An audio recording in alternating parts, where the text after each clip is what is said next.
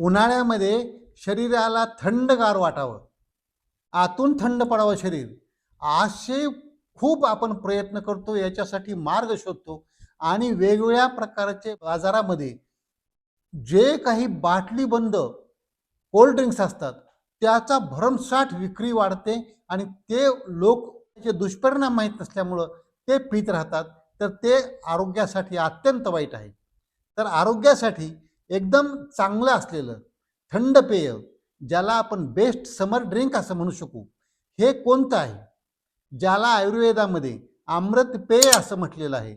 असं हे जे ड्रिंक आहे किंवा असं जे थंड पेय आहे, ज्याचे आरोग्यासाठी फायदेच फायदे आहेत, हे कोणतं आहे, तर ते आहे ताक, म्हणजे बटर मिल्क ज्याला आपण म्हणतो.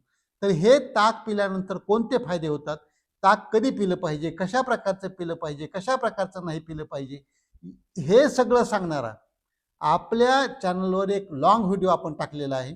तर तो लाँग व्हिडिओ अवश्य पहा.